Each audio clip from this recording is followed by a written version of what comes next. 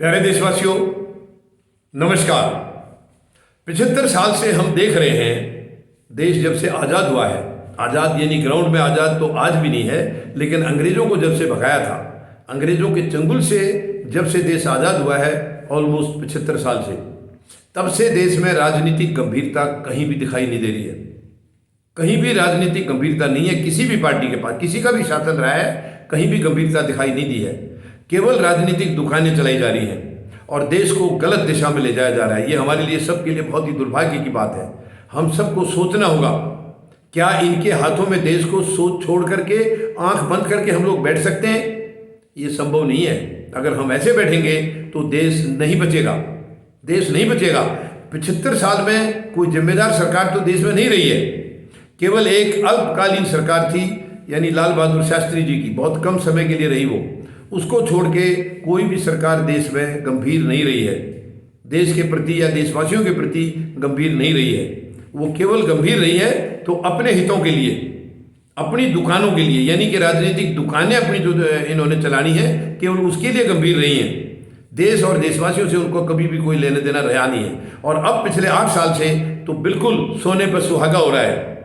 यानी सभी पार्टियों का पिछले रिकॉर्ड भी इन्होंने ध्वस्त कर दिया। बीजेपी की सरकार जब से बनी है तब से देश गलत दिशा में जा रहा है। तमाम चुनाव इनके जो है ना मैनेज किए हुए होते हैं। कोई भी चुनाव है, जैसे परिणाम इनको लेने हैं वही सेटिंग हो जाती है और वही परिणाम आते हैं। चुनाव आयोग को इन्होंने मुट्ठी में कर रखा है, सीबीआई इनकी मुट्ठी में है, आईबी इनकी मुट्ठी में है, ईडी इनकी मुट्ठी में है। कोई अगर आवाज़ उठाए इनके गलत नीतियों के खिलाफ तो ये इन संवैधानिक संस्थाओं को उसके पीछे लगा देती हैं। वरना इनका संवैधानिक संस्थाओं का इन्होंने जमीर बिल्कुल मार दिया है, बिल्कुल मार दिया है। शायद बहुत दुख की बात है। संवैधानिक संस्थाएं देश की हिफाजत के लिए होती हैं, देश की सुरक्षा के लिए होती हैं, देश के लिए अच्छा करने के लिए होती हैं। लेकिन आज ये संवैधानिक संस्थाएं वो कर रही हैं जो सरकार चाहती है। सरकार जिस तरीके से इनका इस्तेमाल करना चाह रही है वो उस तरीके से इनका इस्तेमाल कर रहे हैं। ये सचमुच दुखद है, ये दुर्भाग्य की बात है। इन संस्थाओं का काम है इंडिपेंडेंट लेवल पर देश की जो है ना हर किस्म की अखंडता और संप्रभुता का उसका ध्यान रखना, लेकिन ऐसा नहीं हो रहा है। आज जो वर्तमान में सरकार बैठी है उनके इशारे पर सभी एजेंसियां काम कर रही हैं।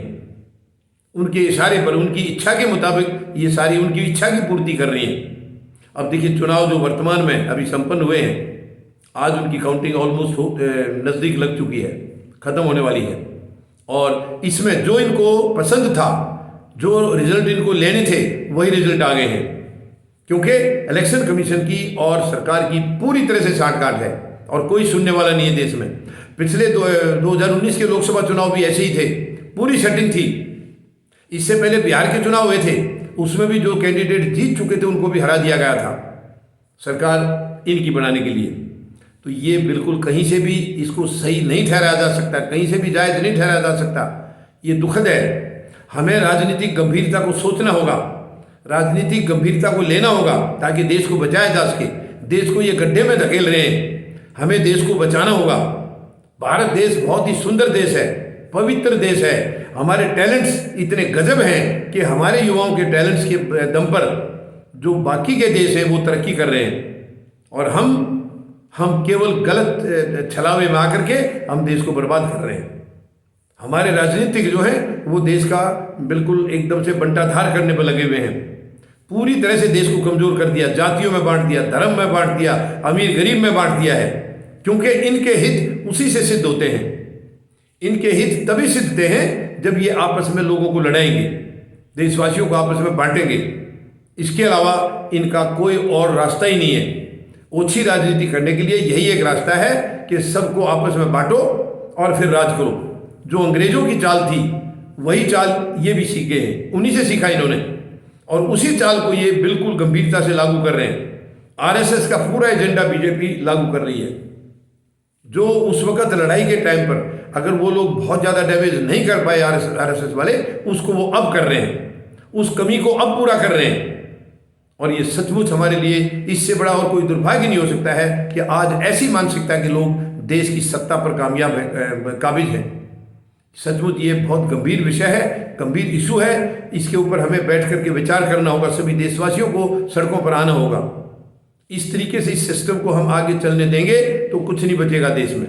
उन महान शहीदों की जो शहीदियाँ हैं, जिसकी वजह से अंग्रेज़ों को खदेड़ने में यहाँ से कामयाबी मिली थी, उनके भी खून के आंसू निकल रहे हैं, उनकी भी आत्माएं रो रही हैं कि जिस भारत को हम आज़ाद करा के आए थे, हमने कभी सोचा नहीं था कि उस भारत की सत्ता ऐसे लोगों के हाथ में होगी। तो आज उनकी भी जो तड़फना है देश के प्रति वो इतनी गंभीर है। यानी कम उम्र में 20-20, 22-22 साल की उम्र में वो महान शहीद हमारे कल को सुरक्षित करने के लिए अपने आज को मिटाकर चले गए। और आज उनके भारत का क्या हाल बना रखा है, उनके भारत की क्या दशा बना रखी है इन लोगों ने, स्वार्थी राजनीतिज्ञों ने। अब इसको आगे नहीं चलने दिया जा सकता। आगे अगर हम ऐसे आंख बंद करके बैठेंगे तो देश बचेगा नहीं, देश में कुछ नहीं रहेगा। हमें तुरंत संभलना होगा, तुरंत इकट्ठे होना होगा और इनको बाहर का रास्ता जल्दी से जल्दी दिखाना होगा ताकि भारत बच जाए, भारत देश बचा रहे। उन महान शहीदों के सपनों के भारत का हमको निर्माण करना होगा। उन्होंने जो सपना देखा था, उनके सपनों के भारत को हमें बनाना होगा। और ये तभी संभव है जब हम सारे एक हो जाएं और इनको उखाड़ कर फेंकें, क्योंकि ऐसे भारत का सपना उन्होंने नहीं देखा था। ऐसी गंदगी उन्होंने कभी नहीं सोची थी कि ऐसी गंदगी, यानी जो अंग्रेजों के समय में था उससे कहीं ज़्यादा गंदगी आज है, आज वर्तमान में, और ये भारतीय कहलाते हैं।